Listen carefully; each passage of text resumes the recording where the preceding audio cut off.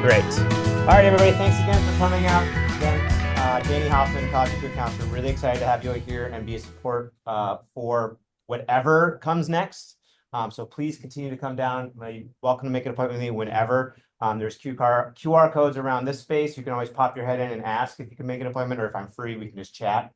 Right. I also have been sending lots of weekly posts out to you via Parent Square and into your email. Most of the time, there's a link in there if you want to make an appointment. So don't hesitate to come find me. Adam is graciously come down. He's to give us some really helpful information around thinking about what does it mean to go to Europe or somewhere else outside the United States to consider college, right? So I'm really excited to have his expertise. This is something that I had less experience with. So he's going to be a great ally for us and give us some an overview of what that might look like. So I'm going to turn it over to Adam for the rest of the time. Great. Let me start by thanking you, Danny, for having me. I really appreciate the opportunity to do this. I'd like to thank, of course, everyone at Newton South for having me, and all of you for attending. Really excited to talk to you guys today about university options on this side of the pond. I say this side of the pond because I'm actually based in Valencia, Spain. That's where I am right now. Although, just to give you a little bit about my background, I am originally from the States. I'm from Rhode Island. That's where I grew up. Went to college at Vassar in upstate New York, did my master's at Middlebury, and completed my PhD at Harvard. You may have heard of it. It's down the road from you. I was also a dean at Harvard. So I've been in a lot of mentoring roles, and I now have a company called Hill Education. And my partner unfortunately couldn't be here, but she sends her regards. What we do as a company is we guide students through the university application process in the US, the UK, and Europe. But today I want to talk to you particularly about what's available here in Europe and in the UK. Just sort of a note here, a caveat. I can't cover everything. There are tons of options. I'm going to go over some of the most popular ones. And I'm going to try to make this presentation relatively short. I'll try to get it to around 30 minutes. That might mean I'm talking kind of quickly. I apologize for that. But I do want to make sure I leave time for your questions, because I think that's where the magic happens in these kinds of events. So thinking about where you can study here on this side of the pond, the UK is a very popular destination. We'll talk about that. The Netherlands is another one, and Ireland, and a few other spots we're going to cover today. So a little bit about the advantages and disadvantages of studying over here, right? Okay, so one of the advantages, for many people is that the degrees are shorter and they're more focused, right? Most degrees in Europe are 3 years. So we're talking about bachelor's degrees. They're 3 years instead of 4. That means you're hitting the ground running in your field. It's not like in the States where you're sort of applying to a university and then you choose your field in the second year, your major, right? That's not how it works in most cases here, though there are some notable exceptions, and we're going to talk about those. Tuition is a lot lower in most of Europe, okay? UK tuition can be pretty high. That's true. But again, we're talking about 3 years, not 4. So 3 years of tuition versus 4 in the States. So there is some savings there. Also, the admissions process is a lot more transparent. I think, for those of you who are applying in the States or starting to think about it, one of the frustrations is that it's really hard to know what your chances are of getting into college, depending on the ones you're applying to. You don't know a lot about it. There's a holistic evaluation process, and that's great for some things. But here in Europe, generally, they're going to tell you up front what kind of grades or test scores they're looking for. And if you've got those and you do a good job on the application, your chances of getting in are pretty good. Okay. Lots of prestigious institutions here. I won't go over that. I think that's pretty clear. But I also want to point out just how transformative, studying in a country that's not your own can be. It's very hard to live abroad. Oh, that's changing. It's hard to live abroad as a professional once you have a job. I think college is one of the best times to do it. I'm a huge, huge proponent of it. I studied abroad myself in Italy for a year while I was in college in Bologna. I lived in Japan teaching English after college, and I've lived and worked in Italy and Spain now. One more thing in the advantages column, there are lots of post-grad employment pathways. So if some of you are thinking, I want to go, I don't want to just study abroad. I actually want to live abroad and possibly work abroad. Most countries do allow you to stay after graduation for a year or two while you're searching for a job. And usually after that year or two, you need to be sponsored for a visa by an employer, right? So let's talk a little bit about some of the disadvantages here. Okay, so I mentioned before that the degrees are shorter, they're more focused. That means you're applying directly to your major, to your field, right? You're not applying to a university and then choosing your field. You're choosing the field right at the get-go. That's really tough, right? For some people who don't know what they want to study. Again, there are some exceptions, and we're going to talk about those.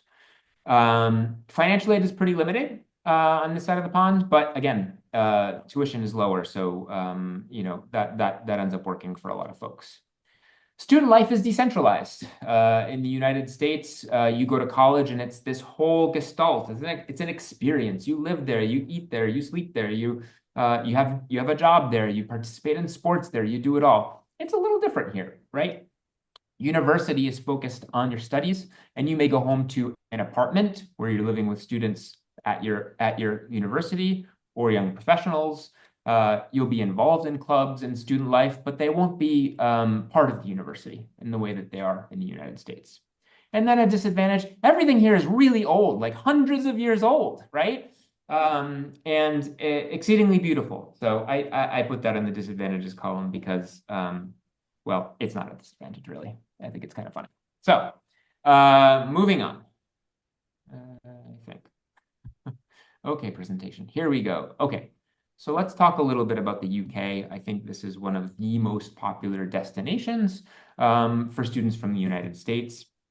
And I'm going to tell you a little bit about the process and the institutions in the UK. So the Russell Group is where I like to start. This is an association of the 24 leading universities in the UK. These are going to be names that you've heard of. These are the Oxfords, the Cambridge, University College London, King's College London, London School of Economics. These are big name universities and they're renowned, but they're not the only option, right? You've got a lot of universities that are not in the Russell Group that are outstanding. Some of them, for example, are the University of St. Andrews, which you may have heard of. It's very popular with Americans in particular, and it's quite famous because a lot of British royals have gone to the University of St. Andrews, including, I believe, Prince William. Although my knowledge of the royal history is informed mostly by the Netflix show The Crown. So don't quote me on that. Okay, so a little bit here about degree info. Okay, so we covered this already. UK degrees, generally 3 years. There are some exceptions. If you go to Scotland, St. Andrews, University of Edinburgh, the degrees are 4 years. And for honors programs in England and other parts of the UK, those are also 4 years. So you've got a little bit of this and a little bit of that. Admissions in the UK is based primarily on AP scores and the SAT. That in combination with the personal statement, which is going to be seeing some changes this year. It used to be one big personal statement, and they're turning into 3 short answer questions. You can apply to up to 5 courses in the UK. So that's sort of the limit. Here, I'll go ahead and let this person in too. So you can apply to 5 courses through UCAS, which is the UK application system. They have to be the same field or similar fields because everything that you put into UCAS is the same for each of the universities that you're applying to. So if you say in your essay that you're excited about studying anthropology, that same essay is going to go to biology programs if they're on your list. So we don't recommend that.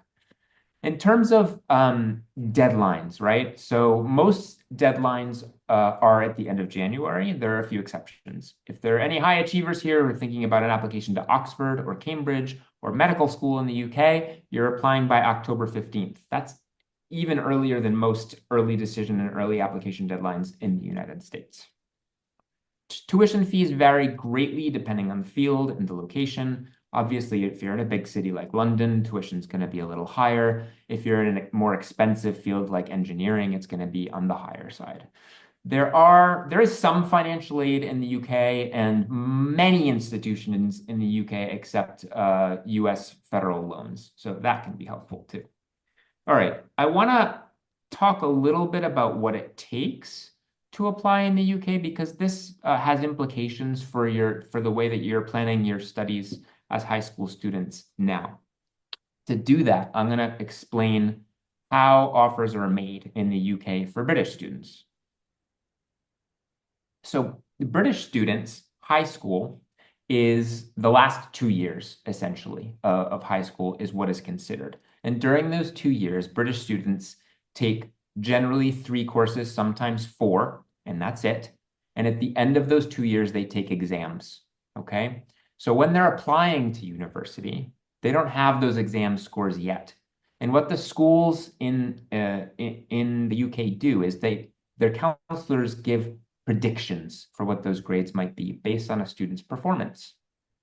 The universities will then come back and say, okay, those predictions, if they meet our criteria, will get you a conditional offer. What does that mean? There's a condition of entry. The condition is that when you take the exams at the end of your senior year, you actually get those grades. Okay. Now, for students coming from the US, that actually presents an opportunity, because what the UK considers the equivalent of their A-level exams are AP exams, right? The difference is, of course, that you can take AP exams as sophomores, as juniors, and have those scores in hand when you apply, okay? So if you've got those scores in hand, many of the times, if they're the scores they're looking for, they're going to give you unconditional offers, right? Which is more similar to what you get in the United States. And what's nice about this is that if you already know your AP scores, you're going to have a pretty good idea of whether you're getting into these schools or not. Obviously, there are more selective institutions where, there's a greater degree of uncertainty. But by and large, if you choose your institutions carefully and you have the scores they're asking for, you do get in. So I want to share a little bit about resources available to you. I mentioned UCAS earlier. So if you're looking at degrees in the UK, you're going to go to this website, UCAS, okay? Type in the name of the program that you're interested in, and it's going to show you every university in the UK that offers that program. It's a great resource. It's got tons of information on the application process, in addition to being the platform that you'll use to apply. So this is really useful. In order to figure out the entry requirements for US students, you have to do a little bit of digging, okay? The entry requirements are on UCAS, but for students outside the UK, generally you have to go to the university websites. So here I have an example for you for a biology degree at University College London. Now, this is one of the more selective institutions in the UK. It's very famous. And what they're looking for, as you can see here, is 4 AP exams with grades of 5. They're not kidding around. Okay. As an alternative to that, you can replace one of those AP scores with an SAT score or an ACT score that is 1440 or 32. Okay. So those are fairly high scores as well.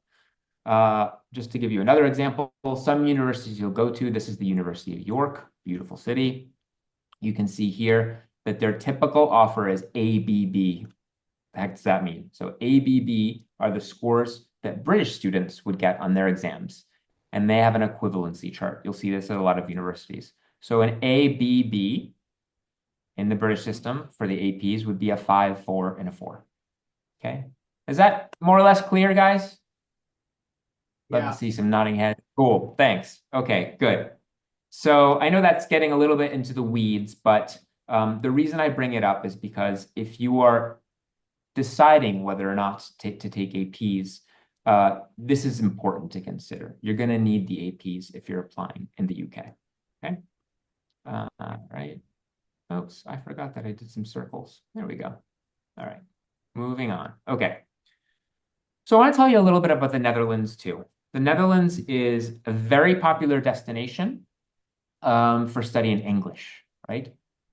Most of their programs are offered in English, and the universities are really quite prestigious. There are two types of universities in the Netherlands.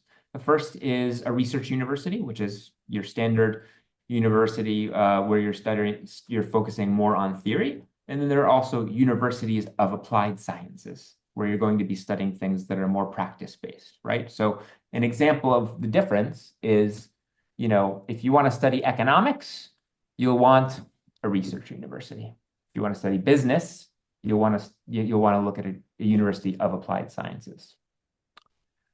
Now, earlier in the presentation, I mentioned that there are some exceptions to having to apply directly to a field.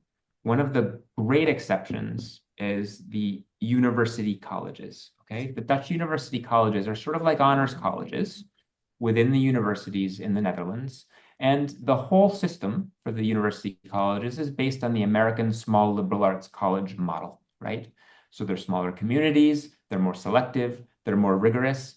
And one of the really cool things about them is that you design your own major. Every student designs their own major with the help of an advisor. So this is an example of programs that you can apply to and not know exactly what you want to study. All right. University colleges are throughout the Netherlands. Here is, I think, all of them. Just something to keep in mind, they're more selective, right? They usually require essays, where most universities in the Netherlands, most university programs don't require much in terms of essays, right? Okay, so basic information about degree programs, 3 years, just like in the UK. Admissions are usually based on AP scores and/or SAT, also like the UK. International fees go from about $6,000 to about $20,000. I would say on average, they're around 12,000, so not bad for tuition compared to the United States. You can apply to up to 4 degrees, only 2 that are numerus fixus. That means a program that has a limited number of spots. And the deadlines are sort of varied depending on where you're applying. Now, resources. If you're interested, anyone interested in the Netherlands here? Raise your hand. I see a few of you. No, working on it. Maybe. Okay. So if you're interested or if you want to find out more, look at studyinNL.org. It's a very comprehensive list. It's a great tool where you can find programs in the Netherlands in all different fields. Okay. All right. So here is, again, like in the UK, if you want to find the specific requirements, you have to do a little bit of digging on the university websites. So this is an example of that, but we'll keep going. Okay. How are we doing? Everyone doing okay? I see a snack. I'm a big fan of snacks. I'm going to have one after this. So Ireland, obviously a great destination. It's English speaking like the UK. It is still part of the European Union, which is exciting for those of us who are in the European Union. And there are some wonderful institutions here. Trinity College Dublin, University College Dublin, University College Cork are some of the most prestigious that you may have heard of. And just to give you some information on what to look for if you're interested in applying in Ireland, there are 2 types of degrees. Level 8, which are 4-year or honors degrees, and there are more of those than there are level 7, 3-year regular bachelor's degrees. Okay, tuition again varies quite a bit, but still compares pretty favorably to the US. US students actually have an advantage in Ireland, which is that you get to apply directly to the universities and you get an answer relatively quickly. If you're in the EU, you have to wait until July 28th before they will give you an answer in Ireland by law. So as a US students, you have an advantage here. Some Irish institutions and actually some British institutions even take the Common App, so that can be helpful. Not that the Common App is easy, but if you're already using it to apply in the United States, that can really help. Again, resources, the Central Applications Office is where you can see all of the programs in Ireland that you might be interested in. This is a pretty poorly designed website, I'm not gonna lie. The information's here, but it's a little bit difficult to use. The university websites are really sort of a better source of information. Okay, moving on, and we're getting towards the close of this.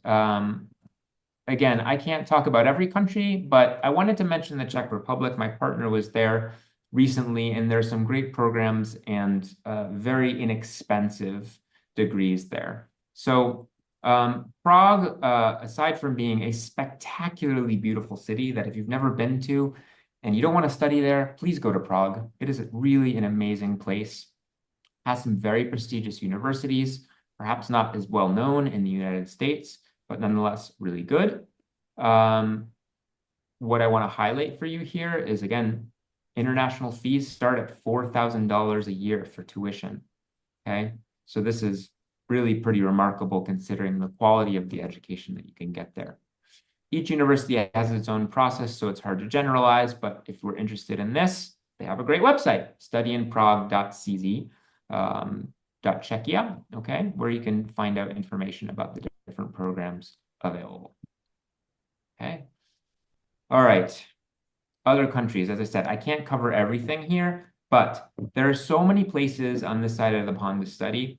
Anyone interested in business? Does anyone want to study business in college? Yeah, maybe. Sorry? A few yeses.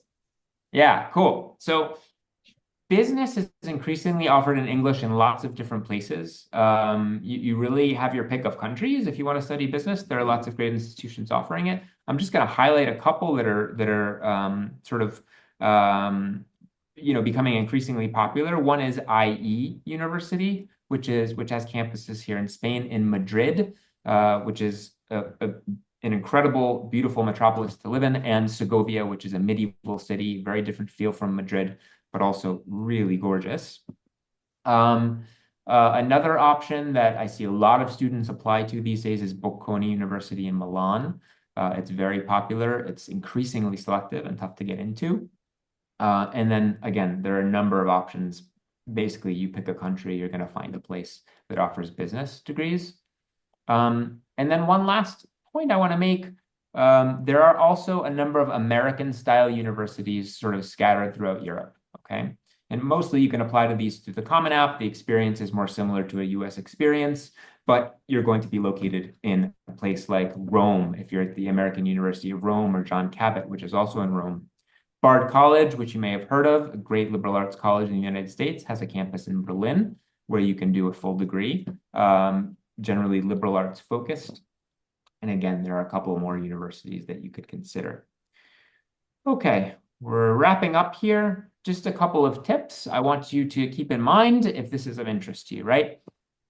You want to identify your degrees and places you want to study them a couple years, ideally, before you're applying, because depending on what you're studying, there are going to be certain course requirements, okay? If you're studying, for example, engineering, they're probably going to want to see that you've studied math at the highest levels. And you want to be attuned to that so that you're planning your studies in high school accordingly. You want to make sure that you are, if you're applying in a place that requires them, have the AP scores, the AP exams necessary. And I recommend applying early whenever possible, even if the deadlines are later, because most of the time, if you apply early, you get an answer early. Okay, so that's the presentation portion of this. Thank you all. I've left my information here, my website and my email address. You can also scan the code to get to my website. But I definitely want to leave plenty of time for questions. So I'm going to go ahead and turn off the presentation so I can see you all a little bit better. And ready to go. So what can I tell you all? Yeah. Start here. Danny, why don't you call on folks? Yep. So if we just come a little closer so you can. So at our school, we only had AP starting junior year, and I've looked at like Okay. the classes I wanted. You had to have, like you said, like 3 APs with 5s. If you take a few senior year, can you apply, like do like a prediction? Like if I took 2 this year and then I'm gonna take a few more next year? Would that work? For certain Okay, colleges? so yeah, theoretically it does. What I don't know is, and I don't think that your school district has a policy on a prediction.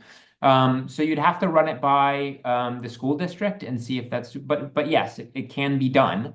You know, and you know what I can tell you that what I've seen is that it's something that most high schools haven't done in the past. So, you know, there's a little bit of legwork on the part of wonderful people like Danny to figure out, can it be done here in our school district? And if so, how do we do it? Does that answer your question? Yes, thank you. Yeah.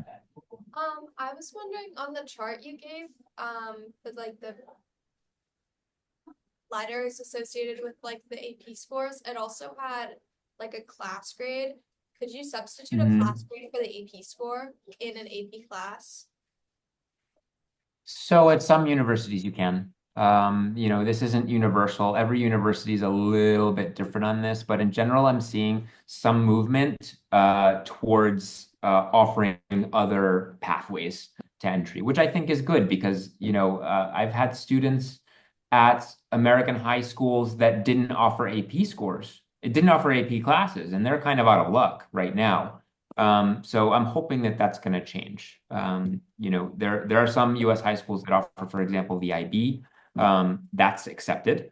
But yes, in that example, which was the University of York, they will accept honors classes in some cases and dual enrollment as well.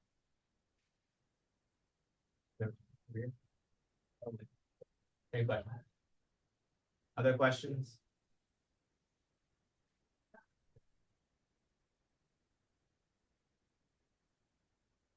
Maybe talk, and I was just curious, like what you mentioned the difference, one of the big differences between like an American university is like just living, right? You're like potentially Yeah. living in an apartment. Can you talk a little bit about like what does that adjustment potentially look like in terms of like navigating? You get into what types of supports are there in place for students coming to live in another country?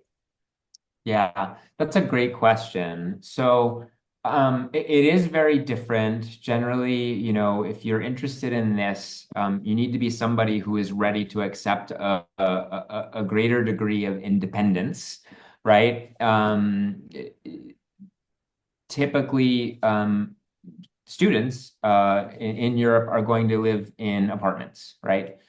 So you need to find an apartment, you need to pay rent, you need to do the dishes and clean and things like that. And generally students will live together in an apartment with 4 or 5 people. I think that's pretty typical. So that's different. The universities, this varies too. I mean, there's differing levels of support for students coming from abroad. They generally will try to set you up with some kind of network with other incoming students to help you find roommates.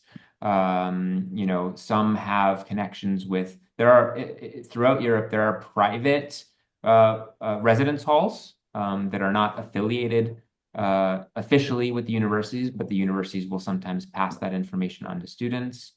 There are also examples of, we talked about the university colleges in the Netherlands. One of those, Amsterdam University College, guarantees housing for their students, which is actually really unusual in the Netherlands. The Netherlands is one of the tougher places in this regard because they have a housing crisis. So I was there actually last year, and some of the students said, yeah, I had to couch surf for a few months before I found a place to live, which is not the ideal way to start your degree. But I've seen for students that start early, you know, in their search there, they usually do fine. So a lot of variation. For the American style universities, most of them are providing, you know, sort of dorm style or apartment style residences, depending on the location.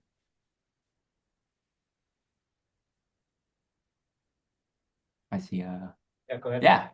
I heard a rumor that some universities like you to have, like some of the highly selectives like you to have a US bachelor's beforehand, just because they see their courses as so much more rigorous than the US schools. Is that true? No, I don't think so. I will say that, at some of the highly selective institutions, if you've done some college courses, that is going to help you. I think what's really challenging if you're applying to a place like Oxford or Cambridge is that they require interviews, and the interviews are not, what's your name? Tell me about your family. Like, what are your hobbies? They're like, okay, this theorist in anthropological circles said X. What's your opinion on that? And how would you relate it to the current situation in Afghanistan? Like, that's the kind of thing they're going to ask you in the interviews. They're very discipline specific and a little bit scary. So yeah, you'll see some of that. I saw a question on the other side of the table from the gentleman with a water bottle. No? No,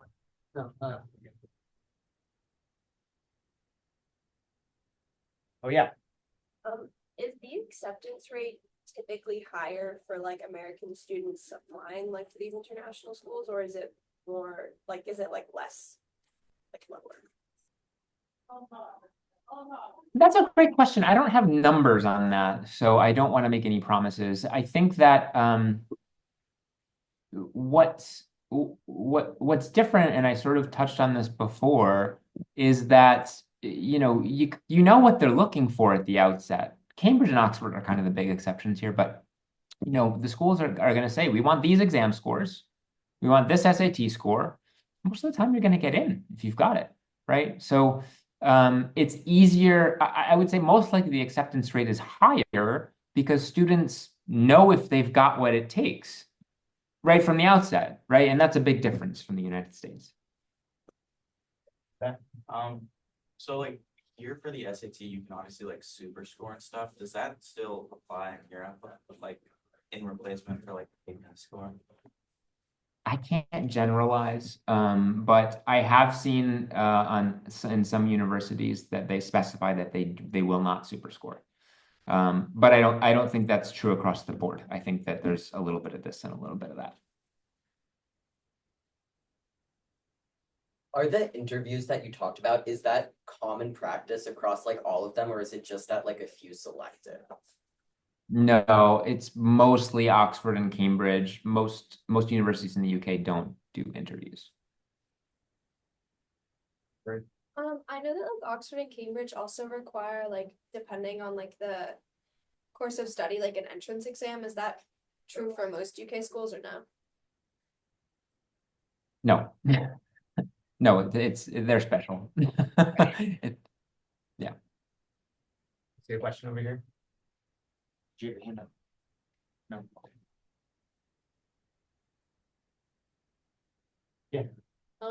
Do they take into account like extracurriculars, or is it more like test scores? Okay, so no, not at all. They're not interested in your extracurriculars, except the only place where your extracurriculars might come into play is in your essays, right? So if you've done extracurriculars that sort of support your interest in a particular field, you may want to mention those in your essays, right? Like if you've done Model UN and you're applying to international relations program, obviously there's a relationship there, right? It's going to help you justify your interest in those kinds of programs, and you're going to be more compelling as an applicant if you talk about those experiences. But it isn't like the US where they're asking you to list 10 extracurricular activities, and if you haven't done them, you're in trouble. This is actually a huge sticking point for my European students, right? Because I have a lot of European students that want to study in the US. And what they're accustomed to is only grades matter, only exam scores matter. So they don't really do many extracurriculars. And when I tell them, halfway through their junior year, oh yeah, you were supposed to start doing extracurriculars 2.5 years ago. Let's see what we can come up with now. It's tough. It's tough. So you're at an advantage there. That brings up another good question. There's maybe like a different emphasis of the personal statement in some of the schools in Europe, right? Or like what goes into a personal statement might be a little bit different from the US based schools. So like what might that look like, and any advice on how to go about it? Sure. So the personal statement in the UK is is kind of boilerplate, right? Like they're looking for what do you want to study? Why do you want to study it? What qualifies you to study that thing? And what do you want to do with it, basically? And so it's pretty straightforward. That's what you see in most universities. There are some exceptions. I mentioned IE University in Spain. They basically plagiarized the Common Apps questions for their essays, so they're a little bit more touchy-feely in terms of what they're looking for. They're, talk about an experience that affected you and how it changed you. It's more along those lines, similar to the U.S. personal statements. But by and large, the questions you're going to see are related to your discipline, your aspirations, and all of that. In the US, like pre-law is not as specific. If I was to do like pre-law in Europe, would that be like a more concentrated track than like doing it in the US and going to law school? I didn't get the whole question. It's about pre-law, right? Yeah. So would a European pre-law pathway be a little bit more concentrated? And how might that support an application to law school after versus maybe a US institution?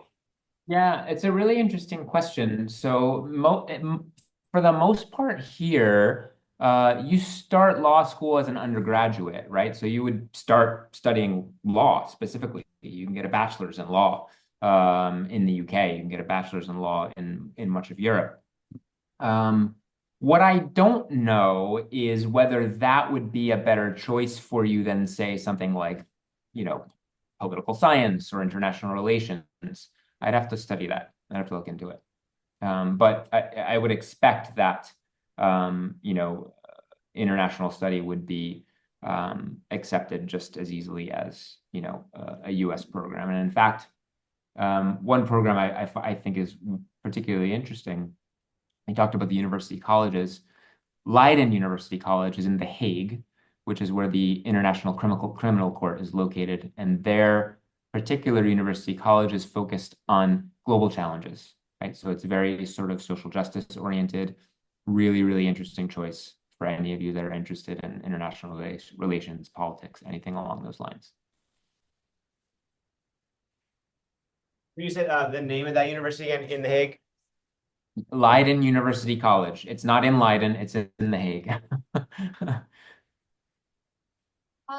I was just wondering, some of the degrees I've been looking at in Ireland, they say like JD on them or like honors something. What's the difference between that? 'Cause it has like it would have like biology and then it would have like biology honors or like biology JD. What does that mean? Or Okay, so I think what we're talking about is the difference between a level 7 and a level 8, right? So Okay. level 7 is your typical 3 years degree, and a level 8 is a 4-year honors degree. That's the difference. Yeah. Is there any like thing you need to watch out for like credits transferring, like to have a degree that is going to be applicable if you wanted to apply to like higher education in the US again, or like some credentials for a job, or that is that like universally accepted across a lot of these colleges? In the US, pretty much, yeah. I mean, it's not something that you generally need to be worried about. A bachelor's degree is a bachelor's degree. So yeah, it's I think where we run into trouble is people that want to study medicine, right? Or law, right? So that a medical degree in the UK sets you up to practice medicine in the UK, but you then need to find out how is that transferable to a US medical license, right? So things like that. But those are pretty specific situations.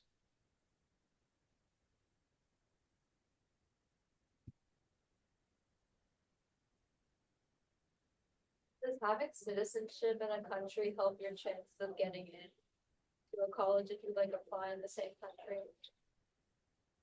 Does citizenship help your chances of getting in? No, but it doesn't generally. There are, well, I don't want to generalize about this because sometimes some countries have quotas for international students. They'll only accept a certain number.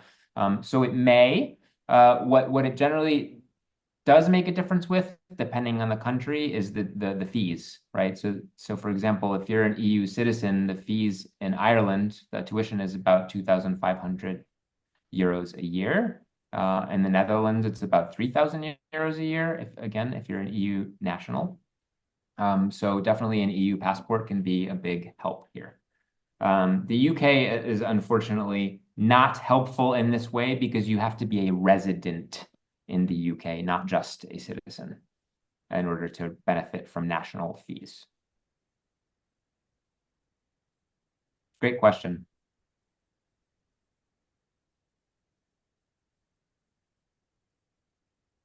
I want to mention too that for those of you that have questions that you would prefer to discuss in private, you're welcome to contact me, or welcome to talk to Danny, and we can coordinate something that way too. I'm available for that. I know some folks would prefer not to air their laundry before the group.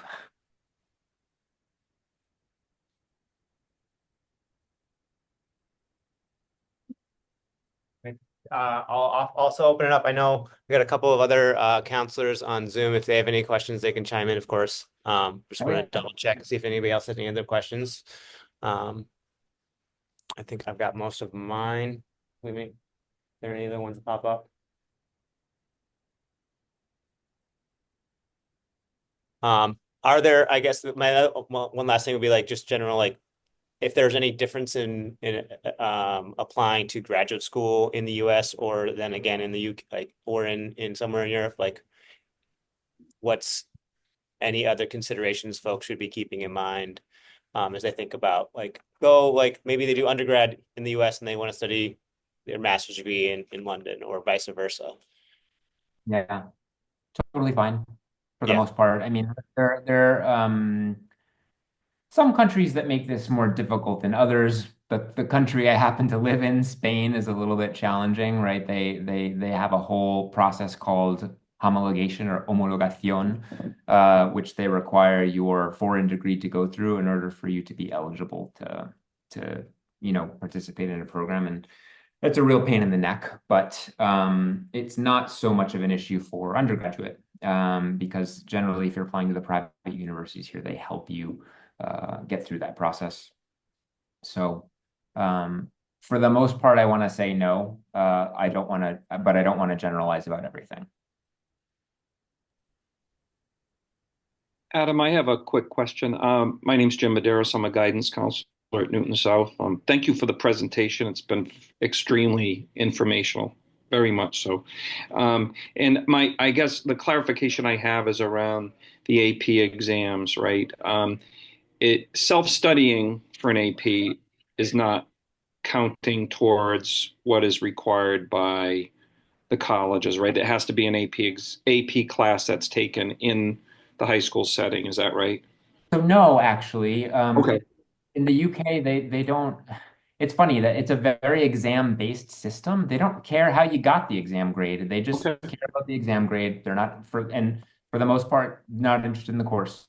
Oh, that's great. I mean, so they don't need to have the AP class in high school. It's just as long as they have the AP exam. Exactly. Okay. Yeah. Oh, great. That's good to know.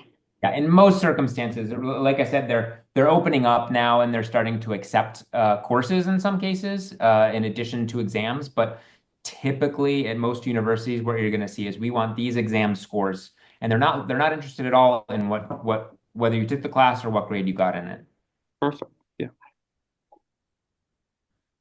Thanks for the question. It's a great question.